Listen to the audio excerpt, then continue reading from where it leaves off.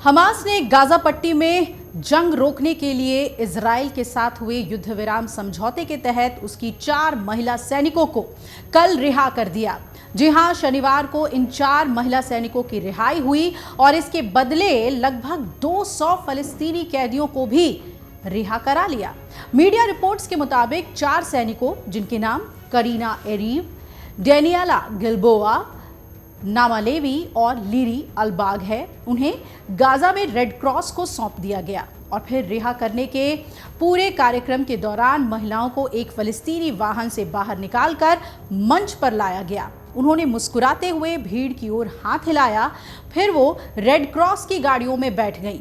चारों महिलाएं इजरायली सैनिक हैं, जिन्हें 7 अक्टूबर को हमास के हमले के दौरान इजराइल के नाहल ओज सैन्य अड्डे से अगवा किया गया था और इन महिला सैनिकों ने वहां अपने साथ हुई पूरी आप बीती बताई है। इस रिपोर्ट में हम आपको बताएंगे कि हमास ने उनके साथ क्या सुलूक किया था। चारों महिला सैनिकों को रिहा करने से पहले पहनने के लिए अर्ध सैन्य वर्दी दे दी गई थी। इसके बाद उन्हें हमास के कार्यकर्ताओं के साथ मंच पर खड़ा किया गया। सैनिकों के परिवार ने कहा कि उन्हें मंच पर खड़ा करके ऐसा दिखाया गया है कि वो डरे और घबराए नहीं हैं। इसका हम पर कोई प्रभाव नहीं पड़ा है, हम उनसे ज्यादा मजबूत हैं। चारों महिला सैनिकों ने बताया कि उन्हें अगवा करने के बाद उनके साथ क्या क्या हुआ।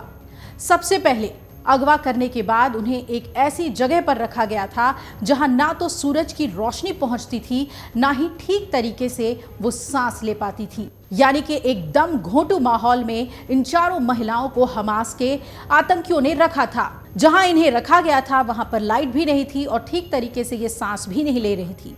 ज्यादातर समय अंधेरे में ही इनका गुजरता था। उन्होंने ये भी बताया है कि 477 दिनों की कैद के दौरान उन्हें गाजा के चारों ओर ले जाया गया, जिसमें गाजा शहर भी शामिल था। उनमें से कुछ ने हमास के बहुत ही वरिष्ठ लोगों से मुलाकात भी कराई गई थी और बंधक बनाई गई महिला सैनिक रिहा होने के बाद जब अपने परिवार से मिली तो वो फूट फूट कर रोने लगी।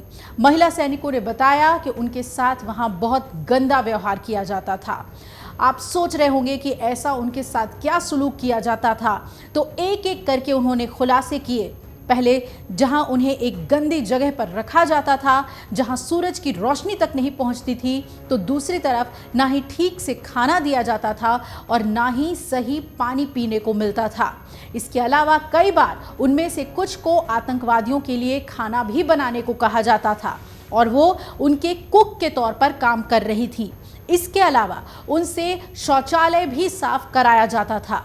जब इतना सब काम करने के बाद वो खाना मांगती थी तो उन्हें खाने के लिए भी मना कर दिया जाता था। इन महिला सैनिकों ने बताया कि ये अब तक की जिंदगी का सबसे खौफनाक समय था जो उन्होंने हमास के चंगुल में बिताया। उन्होंने कहा कि हम सिर्फ एक दूसरे की हिम्मत बनाए रखते थे, यही कारण है कि आज तक हम जिंदा हैं। महिला सैनिकों ने बताया कि वो हर समय हम लोगों का मजाक उड़ाया करते थे। उन्हें कई बार रोने तक की इजाजत नहीं दी जाती थी। ऐसा करने पर उनके साथ मारपीट की जाती थी और कई दिनों तक नहाने भी नहीं दिया जाता था। घायल हुए लोगों को इलाज के लिए तड़पाया जाता था। महिलाओं ने बताया है कि इस पूरी कैद के दौरान उन्होंने रेडियो बहुत सुना है, जिससे युद्ध के बारे में उन्हें जानकारी मिल जाती थी। महिला सैनिकों ने बताया कि इस दौरान उन्होंने वहां पर अरबी भाषा भी सीख ली, जिससे काफ़ी आसानी हुई। हमास ने 5 दिन पहले भी 3 इजरायली बंधक छोड़े थे और हमास की कैद रिहा होने वाली इस लिस्ट में सभी महिलाएं ही हैं और इनमें रोमी गोनेन एमिली दामारी और डोरोन स्ट्रीन ब्रेचर शामिल थी। इसके बदले इजराइल ने 90 फलस्तीनी कैदियों को रिहा किया था। पहले फेज में हमास 33 इजरायली बंधकों को रिहा करेगा और सीज फायर समझौता 3 फेज में पूरा हो जाएगा। सीज फायर डील का पहला फेज 19 जनवरी से शुरू हुआ था और इस फेज में 19 जनवरी से 1 मार्च तक गाजा में युद्ध विराम रहेगा और इस फेज में ही हमास 33 इजरायली बंधकों को रिहा करेगा, लेकिन इसके बदले में दर्जनों फलस्तीनियों को रिहा भी किया जाएगा। एक इजरायली बंधक के बदले 33 फलस्तीनी बंदियों को रिहा करना डील में शामिल है। वहीं हर एक इजरायली महिला सैनिक के बदले 50 फिलिस्तीनी बंदियों की रिहाई करनी पड़ेगी। इजराइल और हमास के बीच 6 हफ्ते का युद्ध विराम अब 7वें दिन में प्रवेश कर गया है और रविवार को युद्ध विराम के पहले दिन 90 फलस्तीनी कैदियों के बदले पहले 3 इजरायली बंधकों को रिहा किया गया और इस युद्ध विराम में गाजा में 15 महीने से जारी युद्ध को फिलहाल रोक दिया गया। 15 महीनों की जंग में गाजा में 47,000 से ज्यादा लोग मारे गए, जबकि हजारों की तादाद में लोग घायल हुए हैं। लेकिन जैसे जैसे इजराइल के बंधक रिहा हो रहे हैं, ये होस्टेजेस अपनी जो कहानी सुना रहे हैं, उससे रोंगटे खड़े हो जाएंगे कि आखिर होस्टेजेस को कैसे हालात में हमास ने रखा था और कितनी मुश्किल से इन होस्टेजेस ने अपनी जिंदगी को बचाया है।